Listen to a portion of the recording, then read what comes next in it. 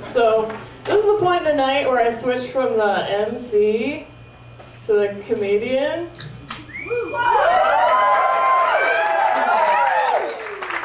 Hey, I'm Max Power. So I had a revelation last week. Was I high? Like, obviously. But it's that, like, no one is objectively funny. Like, it's not an inherent trait. Like, it takes someone saying that you're funny to be funny.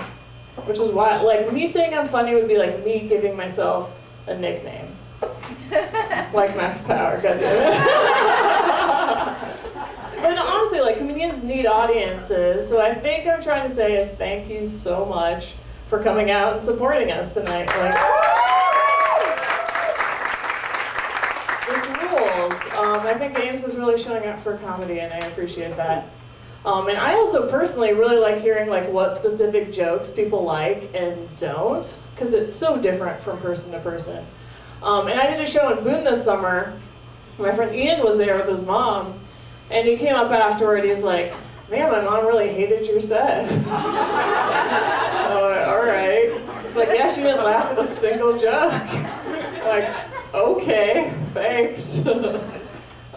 I guess she's not my target audience, you know, maybe she would like Jim Gaffigan. I like to think he's my opposite comedically in that I don't think he's funny. But he's also a millionaire because people think he's funny, so what do I know, right? So I like feedback to a point. I like when people tell me like, oh, you got Kleenex in your septum ring, or you got like nuts in your teeth. And like by nuts I mean obviously like the food, not like testicles. But if you see me with someone's nutsack in my mouth, slap it out of there. Because unfortunately, I just made the discovery that scrotum skin is the most tender, biteable skin. What do I do with that information? No one wants to be on the receiving end of that. So now I go around biting the back of people's elbows. It's not the same. It's like Delta 9 THC compared to regular weight. Do you guys know the back of the elbow is called the weenus? Well, if you didn't, I came up with a little acronym to help you remember.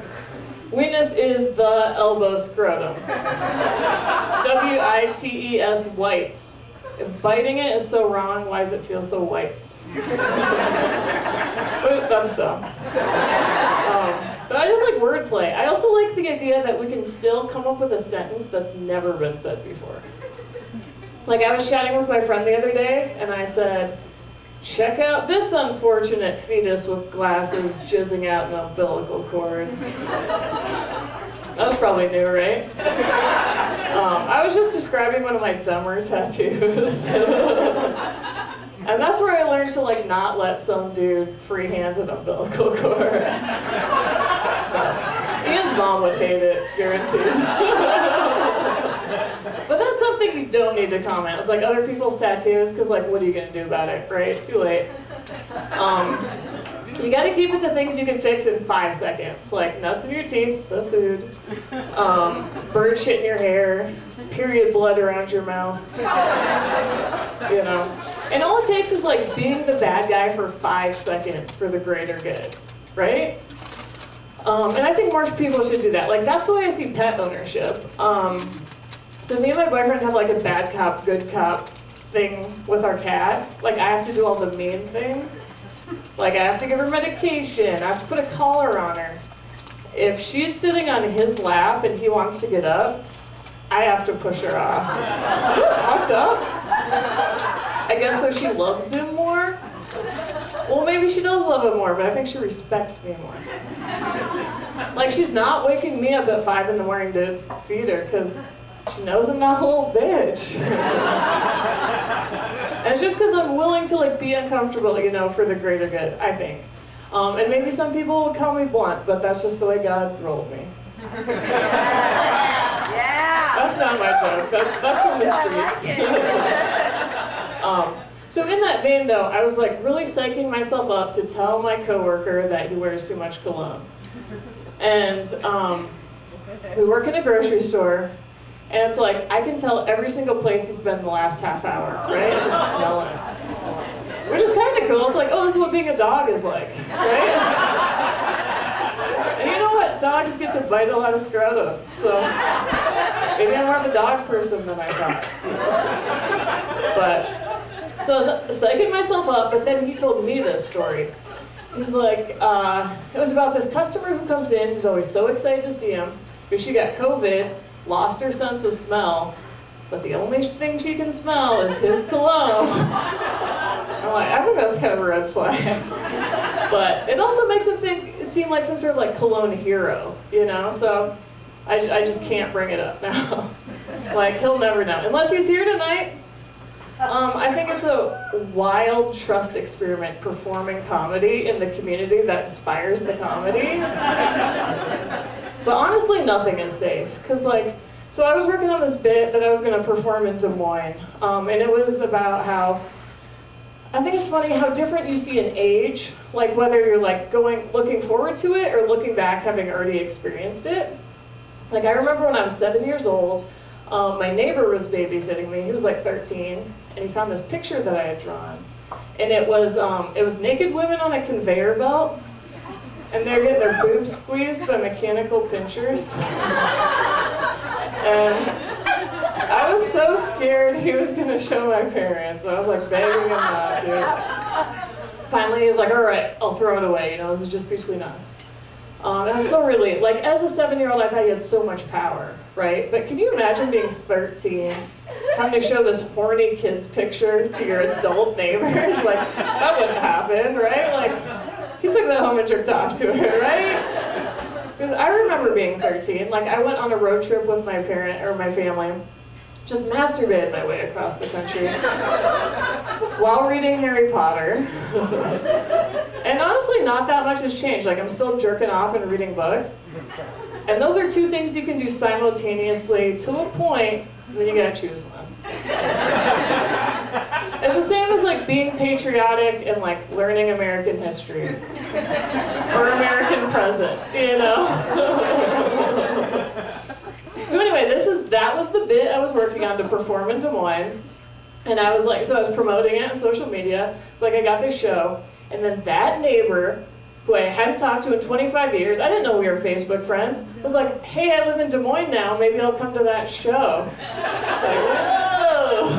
Like, can you imagine just going to a comedy show and you're in it? Like, that's like donating or like submitting your DNA to like 23andMe and like exposing your cousin as a serial killer or something, right? It's just like, it just got real fast. And he didn't come, and I was bummed. Because I was just like, do you still have that picture?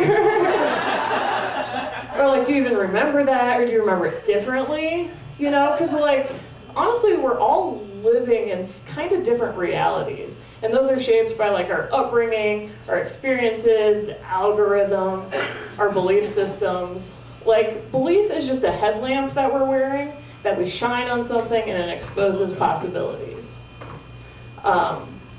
Like, my boyfriend was really into reading all the like whistleblower government alien stuff recently. And he told me one of the theories was that they are, the craft were trans-medium, interdimensional, piloted by biological AI. And I was like, why not? You know, so trans-medium means they can go from like outer space to our atmosphere to underwater seamlessly, back and forth into different dimensions, piloted by biological AI. You guys know when you leave your weed gummies in the car and they all melt together? So you just like take a bite of the wad. And then 45 minutes later, reality is like, oh. That's what I feel every time I hear anything about like aliens or AI, right? Like, anything is possible, I guess. I mean, not like flat earth theory, you know? I can't think of a like easier, disprovable conspiracy theory with less of an agenda. Like, I just don't know what people have to gain from telling us the Earth is a globe like every other planet. I don't know. And my friend told me that actually that started on 4chan, because people are like, oh, conspiracy theorists will believe anything. We could convince them the Earth is flat. Isn't that embarrassing? Well, honestly, like, we've all believed dumb stuff, right? Like, when I was younger, I believed this conspiracy theory my great-grandma told me, that if someone kisses you, if you don't wipe it off, it leaves a mark. And I'd be wiping off those kisses, like, to this day. Like, I know that's not true, but now it's just, like, baked in. And the worst is, like, my mom is kind of short, so I'll hug her, and she kisses my neck, and, like, definitely wiping that one off. You know, it's like a no homo for incest. Like, even though I love homo. And consensual incest.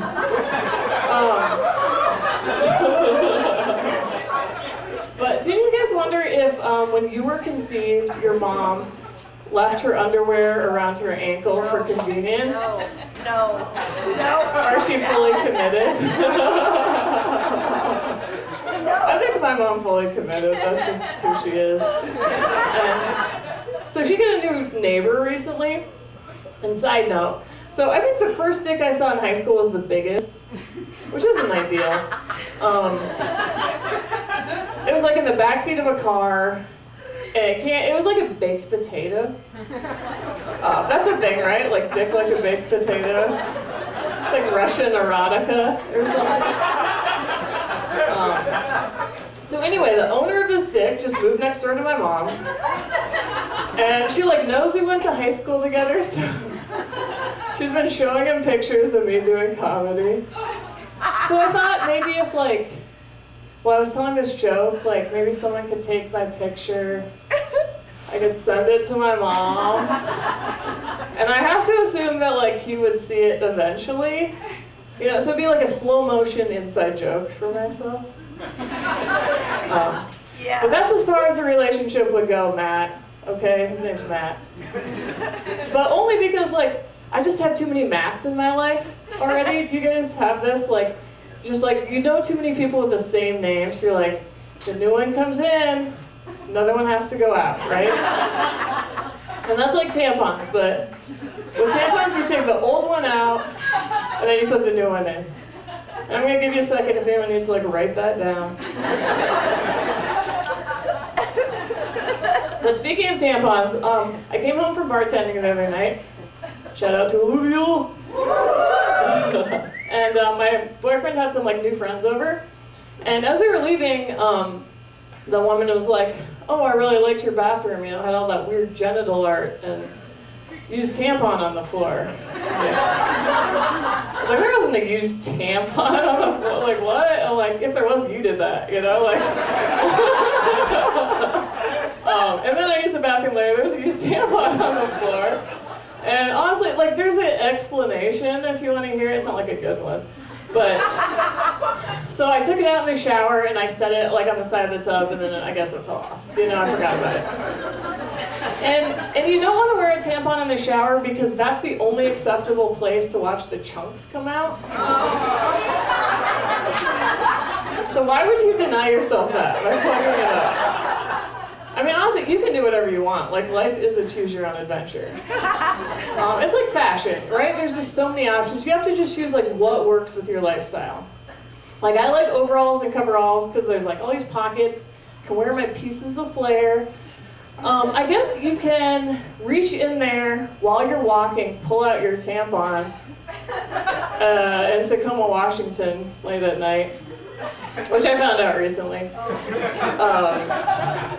And if you don't believe me, you can ask the guy I accidentally made eye contact with while I was doing it. So yeah. Overalls are also good because, so I think the bravest thing an adult can do is pee their pants in public on purpose. So when I do that, and I think I will, I want to be wearing overalls, just because they're like, you can get them off fast, you know? I would not want to be wearing yoga pants and then have to bike home afterwards, which is the last place that almost happened at. I was playing Ultimate Frisbee, and I was trying to like peer pressure my team. I was like, hey guys, if we win, we should all pee our pants, right? And then we lost. But a dude on my team did say he would pee his jorts in front of me for $10. And I was stoked. Oh, shout out, Tristan. But then I felt like I was kind of like pressuring him a lot, and I'm like, wait a minute, how weird am I being? Like, that's something you gotta check. Like, how weird am I being? Like, just a couple days ago, I DM'd this girl that I don't even know. I just follow her on Instagram, and I was like, hey, I bet if we traded lives for a month, it would be real fun. And she's like, okay. And I was like, why did I do that? Was I hitting on her? Like, definitely. But she's a married woman. Like, I would want to trade lives with her wife, probably, you know? But you live and you learn. Like, so when I was in high school, I used to lucid dream a lot. That's where you know you're dreaming so you can control it. And I would use that power exclusively to make out with boys. And that was fun at the time. But now looking back, I'm like, I could have used that to eat pussy hot dog style. There's like a long way. So that's where you come in from the side. I don't have to explain myself to you.